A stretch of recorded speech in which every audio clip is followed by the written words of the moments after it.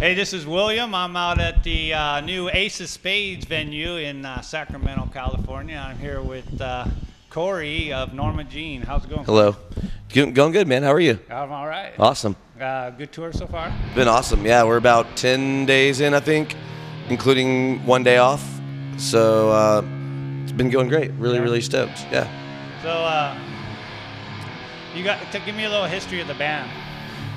We've been a band since really pretty much certain guys in the band been playing off and on since '93. And like you were in Living Sacrifice at one point? I was playing with Living Sacrifice and this other band called Tirelessly, and then we kind of met up, and by 2004 it was all of us guys, and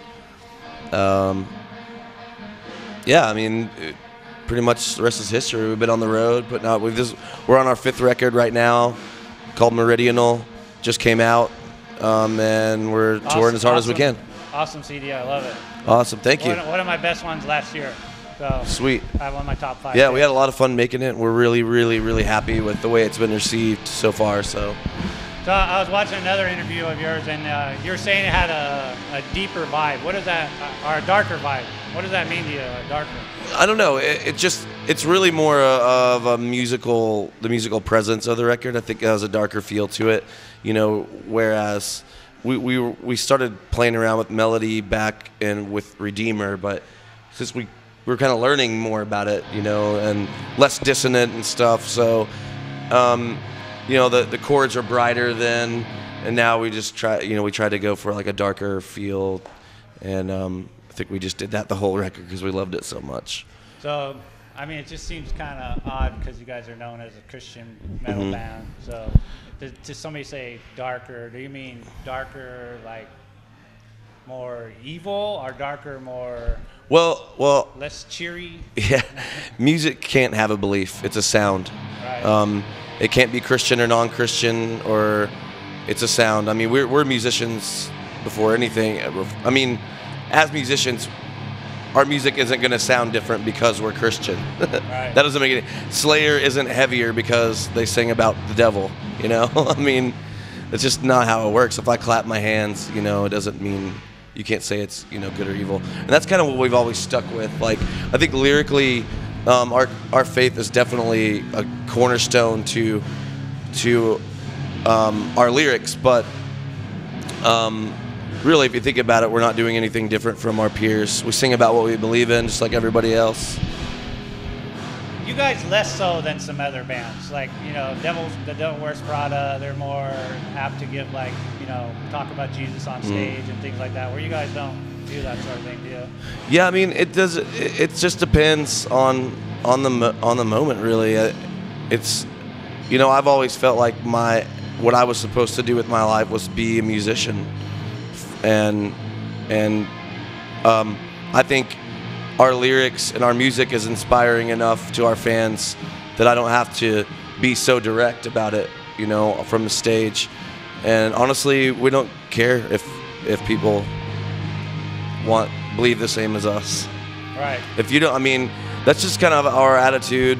It's not really an attitude of like, I mean, it is like to each his own or whatever, but really it comes down to, we love Jesus. If you don't, suck it. We don't care. Right. So I was watching Sam Kinison biography last night. Yeah. And his dad was a preacher. Yeah, he was a preacher too, I think. Yeah, he was a preacher for a little while, mostly because his dad wanted him to be. His dad died, and right. he did it for his dad. That dude was hilarious. His dad's belief was there's no hell and there's no second coming. I mean, to me, that's kind of attractive to the non-Christians like me, or that the idea that there's a hell, God loves you, but I think the idea of hell is just misinterpreted. I think just being a Christian for 15 years, I just know that God loves us enough that He gave us free will, and if you decide you don't want to be with Him, He gladly steps aside and lets you. He's not going to drag you to heaven. I mean, and so from what I've learned, my experience is hell is just absence of God. If that's what you want, then He'll give it to you. Okay, cool. So we interviewed Haste the Day on their final tour recently, and they were saying that they're on their ideal lineup. They had the Chariot, Miss May I, My Children, My Bride, and yeah, we saw those guys in Atlanta before we left for this tour. Yeah. Cool tour for sure. That was a good show. Yeah. So, but what would be your perfect lineup? Oh my gosh, not this. Actually, I do love Clutch though. I don't know. I think I could go all day with this. I would love to tour with Glassjaw, Deftones.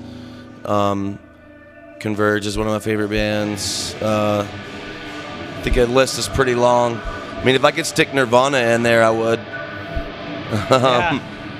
I mean, there's also lots of bands that I do love so much, but I would never want to tour with. Bands like Slayer, one of my favorite bands growing up. A lot of people don't want to tour with them because they'll get booed before they come out. Yeah, just Slayer. I don't want to hear Slayer chanted through our set. Right. But I would love to go see them play and chant Slayer through all the other bands before them. Right, I want to be the one chanting Slayer. Even like we saw Metallica and Godsmack was playing before, and everybody was just booing. Yeah, you know, no one Godsmack. cares. That's Metallica. I think Mastodon got away with it pretty well. Who else toured with them? Children I can't of remember. Bodom was with Yeah, I think they got away with it. Okay. Yeah, There's certain bands can pull it off. right. So that was cool. So what's next for you guys? You guys you doing a new CD or anything like that? We're just gonna tour on Meridional for a while. We have off in April. We're out again in May. We're off in June. We're out again in July. We'll be hitting the road all year. We're gonna stay out as long as we can. And as soon as we're ready to ride, we'll take a break and do that. Like 2-year cycle? You did tour? I think so. 2 years, maybe 2.5. Just depends as long as we can ride it out. Right. Pretty much. You guys did box sets, DVD or something with Solid State just recently. Is that true? A box set? Yeah. I think it's, we have a vinyl box set, but we're not planning on putting anything else out. Oh, you just did one last November. Oh yeah, right? we just did. We How's did. that thing doing? How's that doing? Like a vinyl box set thing. I think it was cool. We sold out of them, so those are gone. Your last CD, what was it? Your last CD, Redeemer or something? The last one was Meridional. Before Meridional. But yeah, that was the Anti-Mother. Anti-Mother. Yeah. It did a lot more first week sales, right? I can't remember. I think first week sales go down and down and down every year. I mean, right now, I mean, pretty much like you have less and less stores buying CDs. Best Buy is outsourcing their CDs completely. Mom and pop record stores are all gone all the way. People more and more download the records either for free or maybe on iTunes if we're lucky. Right. So I mean, that's just the digital age, so and it's progressing and progressing every year. Doesn't reflect on your band. You think it's just kind of the trend, the way things are going? I mean, all I know is we're selling the same amount of tickets pretty much. It depends too if we oversaturate a market, you know. But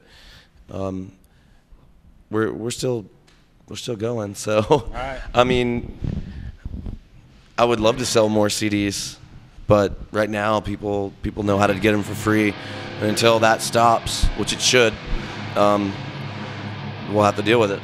Money for you right now is in touring then, right? And touring and merchandise? Pretty much, man. Yeah. Nobody's really making money on CDs except Justin Bieber, maybe. Justin Bieber, yeah, for sure. Fact. That dude's worth billions.